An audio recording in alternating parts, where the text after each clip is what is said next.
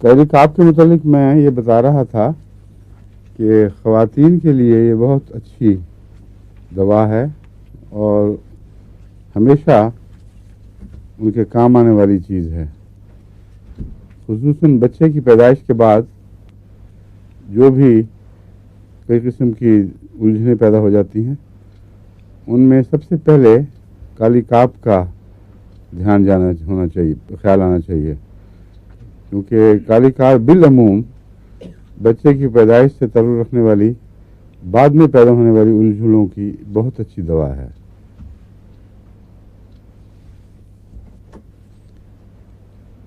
صرف بچے کی پیدائش ہی نہیں بلکہ کیوریٹنگ کے بعد بھی یہ اچھا اثر دکھاتی ہے. بعض دفعہ کیوریٹنگ کرائی جاتی ہے، مثلا حمل گرا دیا جائے یا بچے کے بعد اندر کچھ حصہ رہ جائے تو ڈاکٹر اس کی صفائی کرتے ہیں. اس صفائی کو کیوریٹنگ کہا جاتا ہے. اس صفائی کے باوجود بعض دفعہ خون بند نہیں ہوتا، حالانکہ خون نہ بند ہونے کی وجہ یہ سمجھی جاتی ہے کہ پلیسنٹا کا کچھ حصہ اندر رہ گیا ہے یا اور کچھ ایسی چیز لوتھڑا اندر موجود ہے جس سے خون جاری ہے، اس کی علامت ہے، اس کے رد عمل کے طور پر خون جاری رہتا ہے. تو اگر اس کو اچھی طرح نکال بھی دیا جائے، صفائی بھی کر دی جائے، پھر بھی خون باقی رہے، آتا رہے، اس کی دوا کالی کاپ ہے. اگر وہ اس سے نہ ٹھیک ہو پھر دوسری دوائیں سوچیں، پھر ڈھونڈیں کہ اس کا مزاج کیسا ہے اور کون سی دوائیں اس طرز عمل سے ملتی جلتی ہیں. ورنہ پہلے کالی کاپ دینا روٹین میں یہ فائدہ مند ثابت ہوتا ہے. فائبرائڈز اور ٹیومر بھی اچھی، اس کے لیے بھی اس دوا کا سوچنا چاہیے. فائبرائڈز اور ٹیومرز کے لیے میں نے جو بالعموم نسخہ استعمال کیا ہے اس میں کالی کاپ نہیں ہے، لیکن انڈیپینڈنٹلی کالی کاپ کا استعمال کا خیال اس وقت مجھے آتا ہے اگر یہ میرا عام جو نسخہ ہے جو خدا کے فضل سے اکثر معاملات میں بہت عمدہ کام دکھا رہا ہے، جب وہ ناکام ہو پھر کالی کاپ یا دوسری ایسی دواؤں کا سوچتا ہوں کہ ان میں سے کون سی تلاش کرنی چاہیے. لیکن کالی کاپ کی جو تفصیل ہمیں مختلف ہومیوپیتھی کتابوں میں ملتی ہے ان میں اس کا یہ اثر نمایاں طور پر بتایا جاتا ہے کہ اس کا رحم کے فائبرائڈز کے ساتھ تعلق ہے.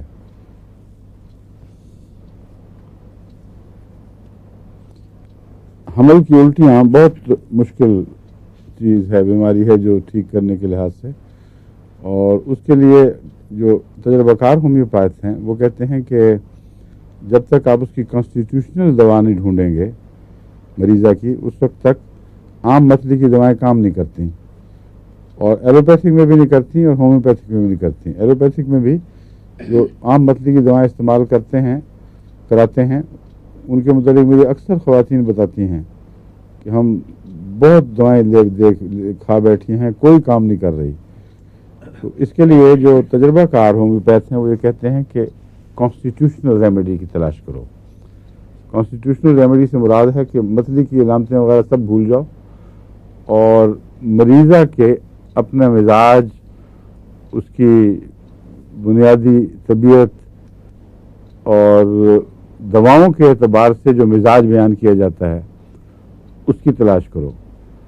مثلا ایک مریضہ ہے وہ آرسنک کا مزاج رکھتی ہے، وہ بہت ہی میٹیکولس ہے اور بہت ہی اپنی عادات میں باقاعدہ ذرا سے ادھر سے ادھر بات ہو جائے تو اس کو گھبراہٹ ہوتی ہے اور بے چینی کی طبیعت ہے. خوف، بے چینی، بے قراری مزاج کا حصہ ہیں اور نفاست پسند بھی ہے ساتھ بہت. تو ایسے مریضہ کو اگر حمل کے دوران متلی ہو تو یہ کہا جاتا ہے کہ آرسنک اس صورت میں فائدہ دے گی. اسی طرح ایک مریضہ ہے جس کا نہانے کو دل نہیں چاہتا، پاؤں میں گرمی ہے، کچھ گندگی کا مزاج ہے.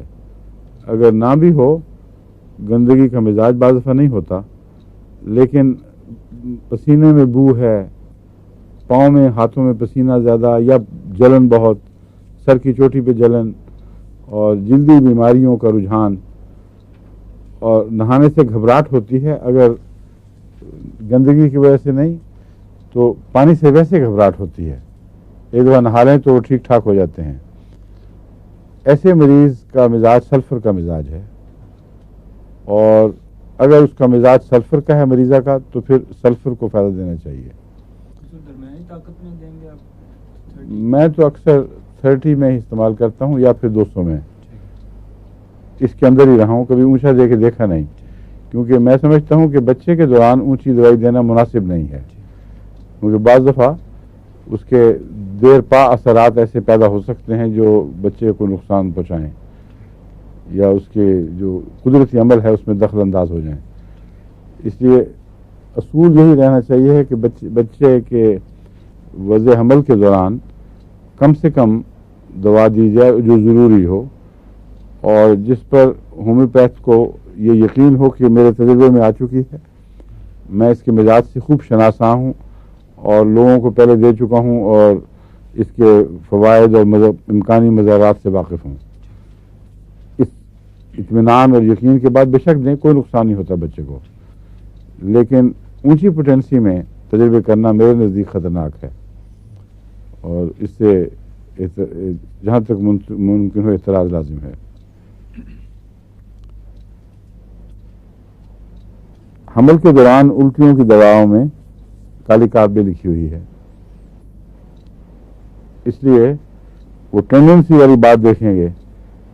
ایسی عورتیں جن کو فائبرائڈس کی ٹینڈنسی ہوں، جن کا کالی کاب کا ویسے مزاج ہو، بیک ایک کا رجحان ہو، اور اسپاٹس پر گرم درد اور گرمی کا احساس، کالی کاب میں جو چھوٹے چھوٹے اسپاٹس پیدا ہو جاتے ہیں، چھوٹے دائرے جن میں درد جمع ہو جاتی ہے، اور اس کے علاوہ گرمی کی لہریں اس کا ایک حصہ ہیں جو خاص طور پر انتڑیوں کی بیماری میں نمایاں ہوتی ہیں۔ لیکن جو درد کے اسپاٹس ہیں وہ اکثر بائیں طرف ظاہر ہوتے ہیں، اس لیے لیکسس کے آرنیکا لیکسس کا جو میں نسخہ دیا کرتا ہوں، اس کے بعد اگر اس سے پورا فائدہ نہ ہو تو کالی کار شروع کراتا ہوں روٹین میں، کیونکہ آرنیکا لیکسس اکثر ان مریضوں میں دیتا ہوں جن کو بائیں طرف کا رومیٹزم ہے یا بائیں طرف کی دردیں وغیرہ ہیں، تو کالی کار میں بھی چونکہ بائیں طرف کا مزاج پایا جاتا ہے، خاص طور پر چھوٹے اسپاٹس میں دردوں میں، اس لیے کالی کاب اکثر میں روٹین میں دیتا ہوں، کیونکہ ان بیماریوں کا مزاج ایسا ہے، وہ روٹین نہیں سمجھنی چاہیے، اصل میں طبی فالو اپ کے طور پر کالی کاب دینا چاہیے اور فائدہ دیتا ہے۔ اکثر خدا کے فضل سے جہاں آرنیکا لیکسس لیڈم کا نسخہ ٹھہر جائے وہاں کالی کار اس کو شفا کو آگے بڑھاتا ہے۔ حمل کی الٹیوں میں جو ہومیوپیتھ نے تجربے میں نمایاں دوائیں دیکھی ہیں، جن کے دائرے میں اگر تلاش کی جائے مزاج کی تو آسان ہے، ورنہ تو سینکڑوں دوائیں جو ہومیوپیتھک میں استعمال ہوتی ہیں، ہر دوا کے مزاج کی بحث بھی ملتی ہے۔ اب کہاں کہاں ایک متلی کی مریضہ کے مزاج کی تلاش کرتے پھریں گے، اس لیے بالعموم جن دواؤں میں شفا کا امکان ہے وہ ہومیوپیتھ جو ذکر کرتے ہیں وہ یہ ہیں سلفر، سیپیا، کالی کاب اور اوکیجنلی آرسنک۔ اوکیجنلی آرسنک اس لیے کہ آرسنک کا مزاج کم ملتا ہے لوگوں میں، اس کے متعلق میں آپ کو پہلے بتا چکا ہوں، اس کو کہتے ہیں gold headed can patient, homeopath کتابوں انگریزی میں یہی لکھا ہوتا ہے۔ ایک زمانہ تھا جب کہ انگریزوں میں سنوبشنس نمایاں پائی جاتی تھی، تو ان میں سے جو زیادہ اپنے آپ کو لارڈلی سمجھتے تھے، گولڈ ہیڈڈ کین ہاتھ میں لیے ہوئے یوں چلتے تھے یا اس سے یوں کھیلتے رہتے تھے، تو یہ خاص قسم کے لوگ تھے جن کو اس زمانے میں بو کہا جاتا تھا۔ ہمارے ہاں تو بو کہتے ہیں تو بو کاٹا ہو جاتا ہے نا، الٹ ہے بالکل، وہاں BEA بو اور ایکس غالباً بعد میں آتا ہے پھر جمع کے طور پر، بو یا بوز، BEA एक्स BAU, DEAU. हाँ BAU, BEAU, that's right, yes. BEAU, bow, and BEAUX is the plural.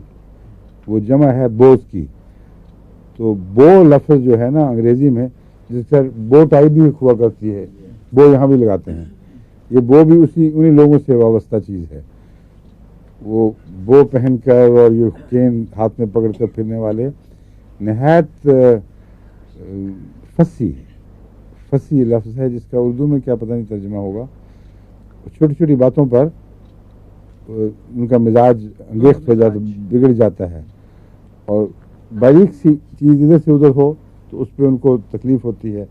कोई गलत बात किसी के देखें तो फंस करते हैं उसके ऊपर, इसको कहते हैं फंसी. तो ऐसे मरीज़ को आर्सेनिक मरीज़ कहा जाता है, क्योंकि ख़वातीन में फंसी तो मिल जाएंगी मगर आर्सेनिक की बाकी इलामतें कम मिलती हैं, इसलिए उसी निस्बत से ये हमल की बीमारी में कम इस्तेमाल होगी. तो जब होम्योपैथी कहते हैं कि और निस्बतन कम आर्सेनिक, तो बुनियादी बात वही है कि तुम्हें मिजाज की दवा तलाश करनी चाहिए, और मिजाज की दवाओं में ज़्यादातर सल्फ़र का मिजाज मिलेगा औरतों में, सीपिया और काली काप का. यानी बाज़ होम्योपैथ का ख्याल है ज़रूरी नहीं दुरुस्त हो. ये भी मुमकिन है बाज़ मुल्कों में, बाज़ माशरों में आर्सेनिक का मिजाज औरतों में ज़्यादा मिलता हो, कहीं सल्फ़र का मिलता हो. ये हालात के साथ, इक़्तिसादी हालात के साथ भी मिजाज का ताल्लुक़ होता है. गरीब घरों में गंदगी बेचारे में पैदा होने वाले बच्चे, उन बेचारों ने कहाँ आर्सेनिक का मिजाज दिखाना है. तो मिजाज से मुराद कोई फितरी पैदा हुआ वाला मिजाज ज़रूरी नहीं, बल्कि हालात माशरे से जो मिजाज पैदा हो जाते हैं उनमें तलाश किया करें. तो आर्सेनिक जो कभी कभी वाली बात है, इससे मुराद, इसका ये मतलब नहीं कि आपने हमेशा इसको बाद में देखना है. मिजाज पर अमूमन नज़र रखें. मोटी मोटी जो चंद दवाएं हैं वो अगर नज़र आ जाएँ तो ठीक है, लेकिन अगर मिजाज की कोई दवा काम ना करे तो और रूटीन के तौर पर आपको कोई दवा चाहिए तो वो सिम्फोरी कार्पस है, SYMPHORI, सिम्फोरी कार्पस CARPUS. इसका प्रोनाउंसिएशन मुझे अब याद नहीं है, सिम्फरी है या सिम्फोरी है, बहरहाल मैं तो इसको सिम्फोरी कार्पस पढ़ता हूँ.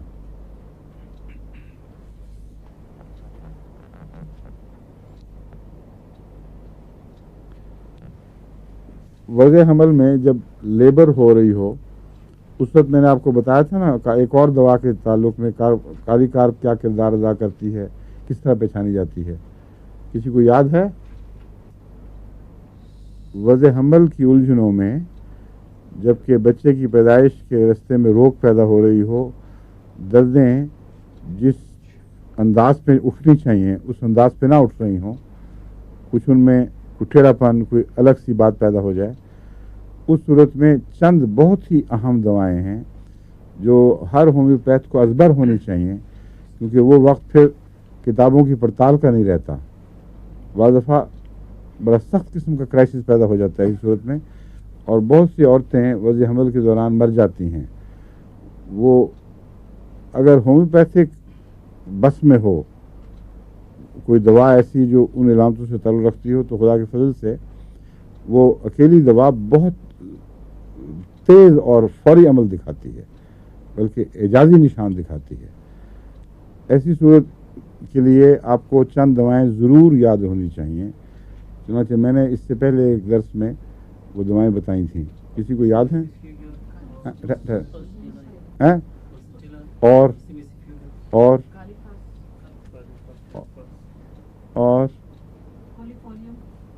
कॉलीफोलियम, ये किसने नाम बदला है?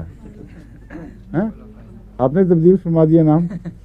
कोलोफाइलम, CAULOPHYLUM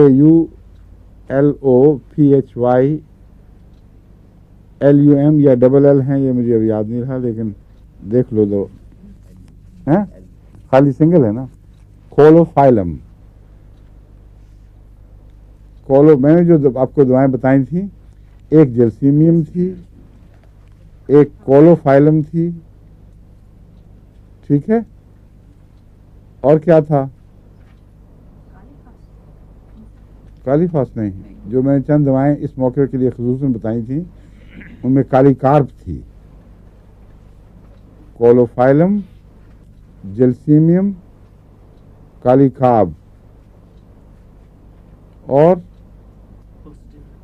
پسٹیلا. That's right. پولس نہیں ہے یہ. پولس تو پولیس کو کہتے ہیں ہمارے ملک میں. کیا پولس؟ اچھا، میں تو اس کو پلس ہی پڑھتا ہوں. ممکن ہے یہاں انگریز ہومیوپیتھ پولس پڑھتے ہیں اس کو. اچھا اچھا اچھا، مجھے تو برا لگتا ہے لفظ پولس. میں تو پلس ہی پڑھتا رہوں گا. اچھا، پلس ٹیلا میں کہتا ہوں. آپ کی مرضی، جو مرضی پڑھیں. یہ 4 دوائیں بہت اہمیت رکھتی ہیں. کوئی ان کے درمیان فرق کر کے دکھا سکتا ہے مجھے؟ مبشر گلزار صاحب آپ بتائیں. نہیں، بچے کی پیدائش میں زیادہ دیر ہو جائے کوئی نہیں، بالکل غلط. آپ نے بتایا تھا ویسے کہ وہ مختلف. کولوفائلم کی علامت یہ ہے کہ رحم کا جو منہ ہے وہ سکڑ جاتا ہے اور اس کے نتیجے میں بعض خاص قسم کی دردیں اس میں اٹھتی ہیں. اس کی دردیں کمر سے نیچے آ کے رحم کی طرف رخ کرتی ہیں اور ٹانگوں کے اندر کی طرف پھیل جاتی ہیں، دونوں طرف اندر کی طرف. یہ کولوفائلم کی علامت ہے. اور درد بڑی شدت سے اٹھتی ہے اور اس کا کوئی مداوع نہیں. درد کے ساتھ جب منہ کھلنا شروع ہو تو عورت کو اس کے ساتھ ساتھ کچھ تسکین بھی مل رہی ہوتی ہے، اور جب منہ کھل جاتا ہے ایک درد ختم ہو جاتی ہے تو پہلے سے بہتر حالت میں ہوتی ہے وہ. لیکن بعض دردیں صرف دردیں ہیں لیکن اس کے بعد کوئی ریلیف نہیں ہے. ہر اگلی درد زیادہ شدت پیدا کر رہی ہے اور اس کے بعد جو خود بخود منہ کھلنے کے لیے، اصل میں دردیں پیدا ہوتی ہیں منہ کھلنے کی کوشش کے ساتھ. اگر منہ کھلنے کی کوشش ہوئی نہ بلکہ وقت آیا ہو منہ کھلنے کا اور منہ نہ کھل رہا ہو تو وہ دردیں ہیں جو منہ کھلنے میں مددگار کے طور پر گویا پیدا ہو رہی ہیں. یعنی ضرورت ہے دردوں کی لیکن منہ نہیں کھل رہا، وہ سمٹ گیا ہے، اسپیزم پیدا ہو گیا ہے. ایسی صورت میں کولوفائلم دوا ہے. اور اس کے جو علامتیں بتائی گئی ہیں وہ یہ ہیں کہ وہ آ کے رانوں کے اندر سے درد نیچے اتر جاتی ہے. کالی کعب کی درد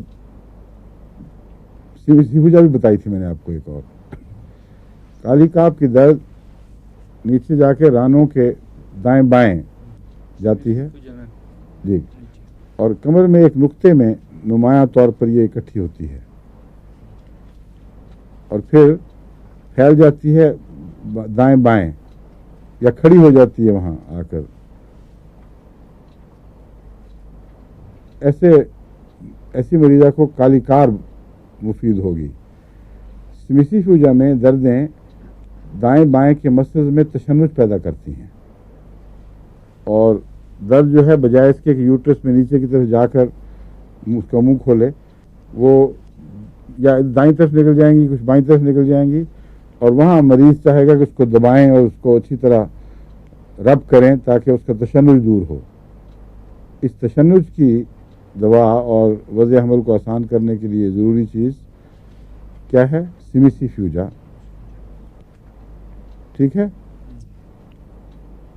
اور جرسیمیم میں علامت یہ ہے کہ دردیں اترتی ہیں نیچے اور پھر ٹکر لگا کے واپس آ جاتی ہیں. ریٹرننگ پینز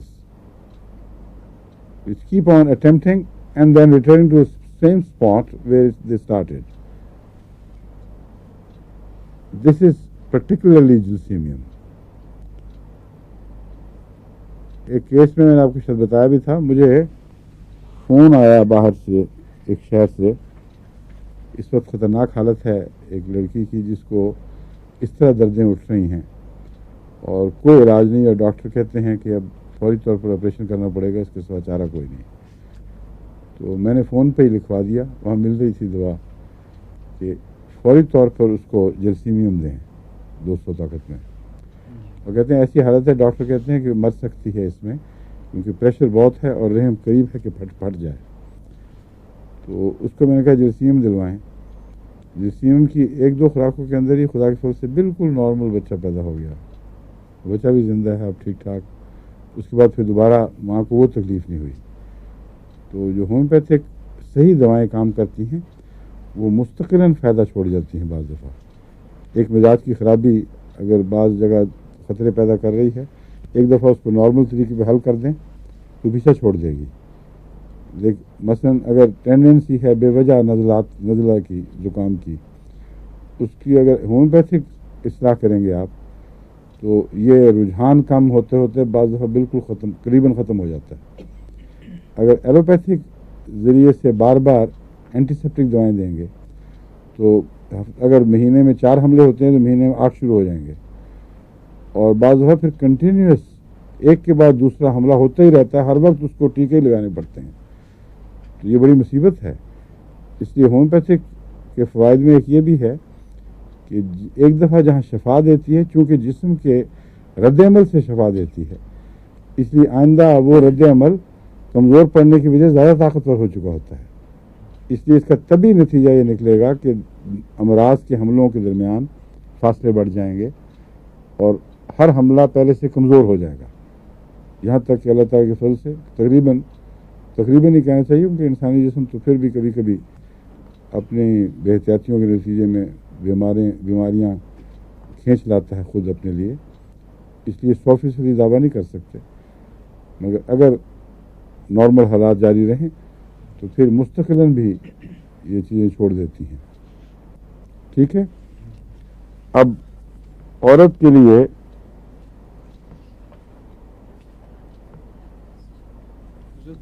میں کوئی درد میں بتاتا ہوں سب کو، میں دیکھنے لگا ہوں میں کون سا پوائنٹ کوئی رہ تو نہیں گیا.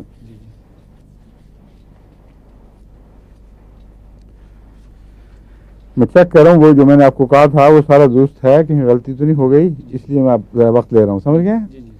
میں نے آپ کو جو سیمم کے متعلق جو بات بتائی تھی بالکل ٹھیک ہے، 100% یہی ہوتا ہے.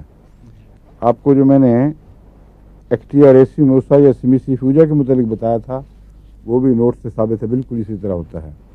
سائڈوں پر مسلز میں تشنج پیدا ہو جاتا ہے، وہاں جا کے دردیں اٹک جاتی ہیں.